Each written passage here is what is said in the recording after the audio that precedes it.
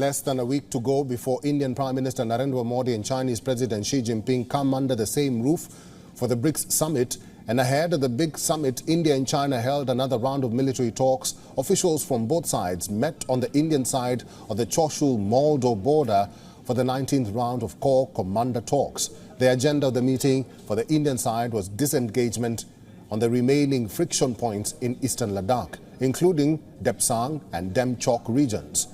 China says tensions in these areas predate the 2020 escalations and is hence dragging its feet on resolving the same. The last time the two sides met was 4 months ago on the 23rd of April. That also took place ahead of the SCO Defense Ministers meeting. During the April talks, India and China reportedly agreed to maintain security and stability on the ground in the western sector of the line of actual control. Indian and Chinese troops have been locked in a continuing standoff at friction points in eastern Ladakh. The two have, however, completely disengaged from several areas, notably the north and south banks of Pangong So, the patrolling point 17 and 15 separately in the Gogra Hot Springs area. The meeting comes ahead of two big diplomatic events where Prime Minister Modi and the Chinese President might come face to face.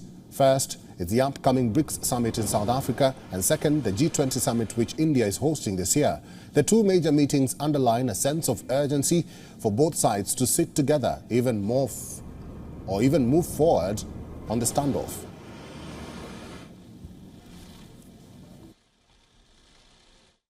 Now we have two more summits coming, this time one hosted by India next month, the G20 summit, and the upcoming summit in Johannesburg is the BRICS summit.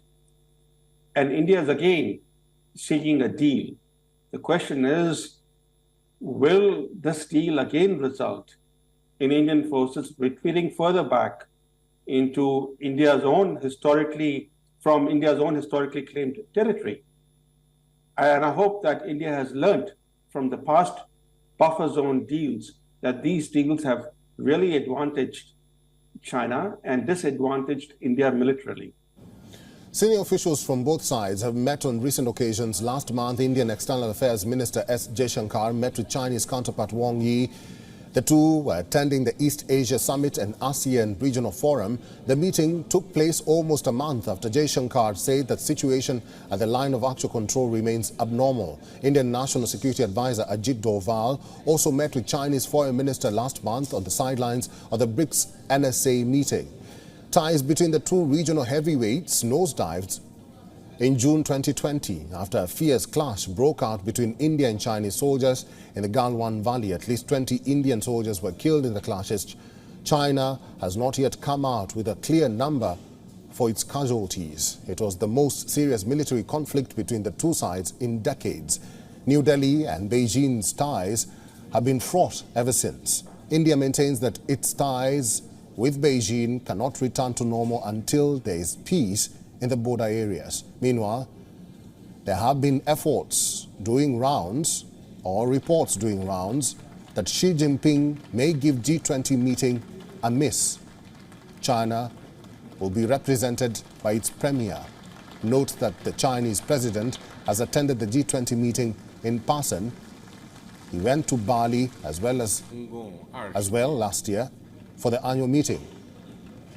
And that is not all. China has also raised an issue with host nation India's G20 phrase for this year. See, Indian Prime Minister Narendra Modi has been mentioning the slogan Vasudev Kutubakam on many occasions this year. The Sanskrit phrase literally translates to "the world is one family," which has been phrased as one earth, one family, one future for India's G20 presidency. China argues that India cannot use the phrase on G20 documents. The reason?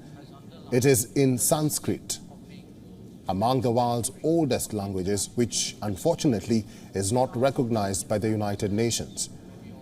The United Nations recognizes 6 languages, which are Arabic, Chinese, English, French, Russian, and Spanish.